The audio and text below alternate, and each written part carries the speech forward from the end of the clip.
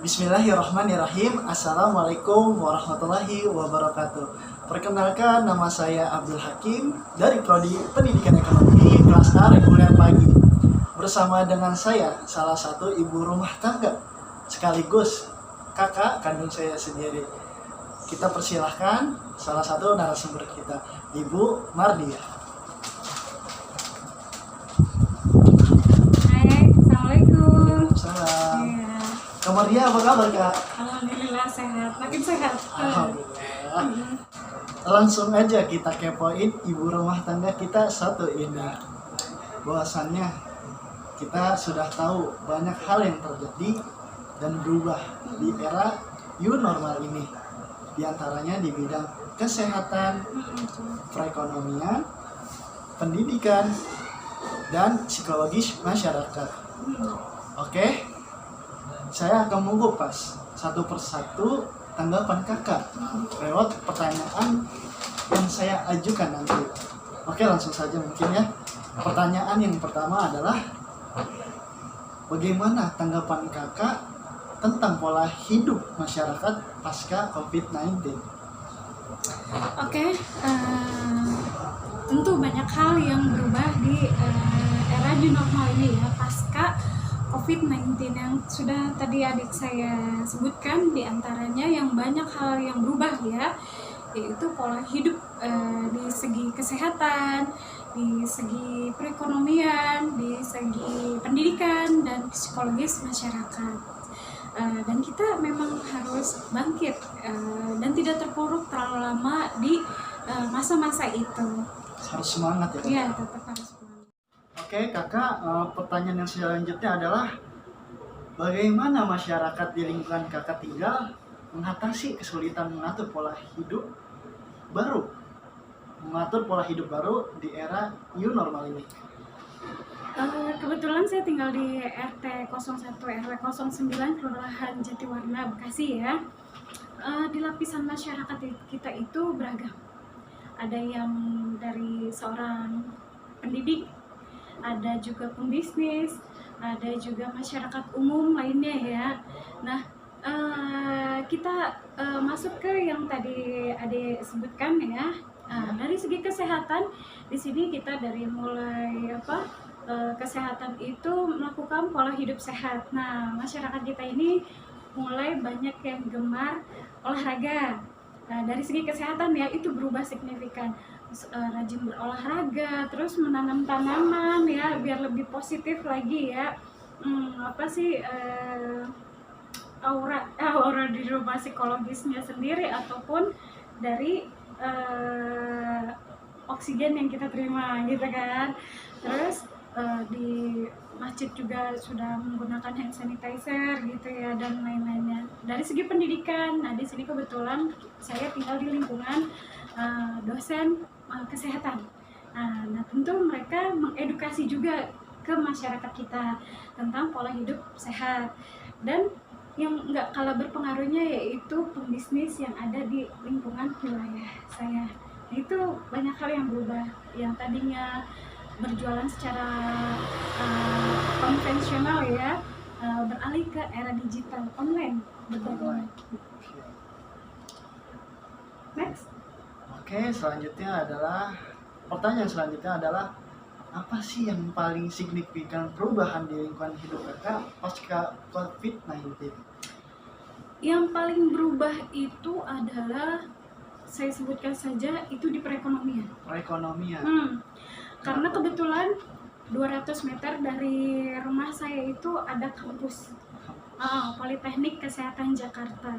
Dan kita tahu sekali ya, kalau deket kampus negeri itu pasti banyak yang hidup dari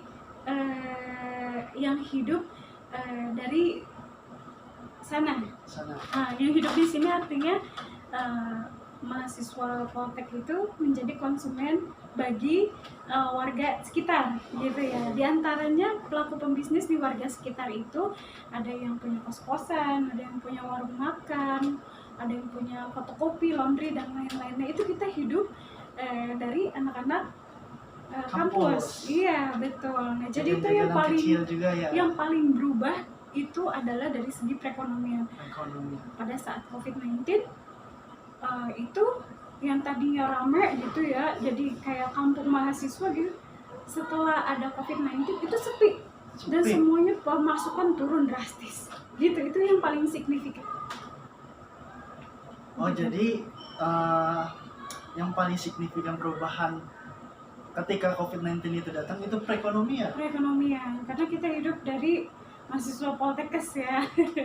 Berarti teman-teman, ternyata COVID-19 itu jahat. Jahatnya karena apa? Karena perekonomian kita sudah diludus habis oleh COVID-19 ini. Iya, Jahatnya. betul, kurang lebih kayak gitu.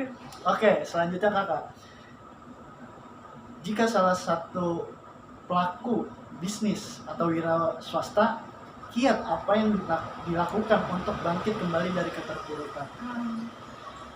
Langsung aja ya. Di sini banyak bisnis yang berkembang ya, yang sudah saya sebutkan Ya. tadi, diantaranya usaha kos-kosan, usaha makan, laundry, dan fotokopi ya. Kebetulan sekali saya di sini ibu kos. Ibu kos. Iya. Jadi kiat-kiat saya ini tadinya konsumen terbesar saya itu hampir 90% adalah mahasiswa Poltekkes. Hampir sebagian besar mahasiswa Poltekkes, 90% loh. Nah, ketika COVID itu datang ya, nah itu kemudian satu persatu pamit. Akhirnya kosan saya kosong. Nah, kiat saya untuk membangkitkan atau bagaimana nih caranya ya supaya kosan saya tetap berjalan. Yang tadinya hanya khusus untuk mahasiswa Poltekkes, ini akhirnya saya kembangkan marketing saya ke umum. Umum. Ya, Berarti bukan mahasiswa saja. bukan mahasiswa saja. Itu saya giat melakukan marketing, atau saya melakukan marketing dengan agresif ya. Dengan agresif di sini saya ke online ya, diantaranya ada aplikasi khusus untuk pencarian kosan.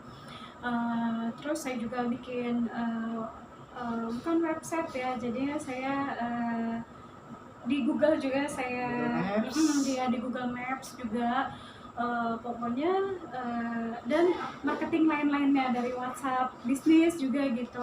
Nah, jadinya yang sekarang itu selain dengan promo-promo ya, misalnya promo-promo selama masa pandemi gitu, itu yang menarik agar konsumen baru ini ya, yang dari umum ini itu bisa ngekos di tempat saya gitu. Jadi kiat-kiat saya itu mengatasi kesulitan ekonomi saya yang tadinya khusus anak-anak Poltekkes, ini saya ubah lebih general lagi, lebih umum, yaitu dari yang kerja, entah yang kebetulan melakukan tes CPNS di sini ya, atau yang memang sedang dirantau ada kebutuhan interview gitu. Seperti itu kiat saya. Jadi gini guys, jadi kiat dari Kak Mardiah ini, ketika Kak Mardiah punya usaha atau punya kos-kosan di mana sebelum COVID-19 itu datang, pasti dia sangatlah ramai. Maksudnya dia tuh banyak pemasukan, banyak anak kos yang ini. Nah, itu hanya anak Poltekkes saja. Iya, betul. Poltekkes saja, hanya anak kampus saja. Nah, setelah COVID-19 itu datang, nah, Kak Mardiah ini meningkatkan kualitas dari marketingnya ini, yaitu apa? Dari yang tadinya cuman anak kampus saja, dan berubah marketingnya menjadi umum. Begitu? Iya. Karena menurut saya orang cerdas itu adalah bukan orang yang pintar, tapi orang yang cerdas itu adalah orang yang mampu beradaptasi dari segala situasi apapun. Jadi guys, sebelum kita mencapai kesuksesan, bahwasanya kita akan melalui atau melewati masa-masa keterpurukan atau kegagalan. Tapi ingat, Allah tidak akan menguji hambanya di atas kemampuan hambanya. Mungkin itu aja kamar dia. Oke, saya ada tambahan satu lagi ya. Oke, siap. Di mana ada kemauan, di situ ada jalan, karena Allah tidak pernah menutup mata terhadap hambanya yang berdoa dan berusaha. Itu aja. Allahu a'lam bishawab. Oke, kamar dia, syukron. Terima kasih atas Iya. wawancara dan menyempatkan waktunya untuk Sharing ya. sharing-sharing Iya. ini dan menjawab pertanyaan yang saya lontarkan. Iya. Mungkin hanya ini yang dapat saya sampaikan dan kita bahas gitu tentang mungkin perekonomian di era new normal ini. Oke, syukron. Hadam ini. Assalamualaikum warahmatullahi wabarakatuh.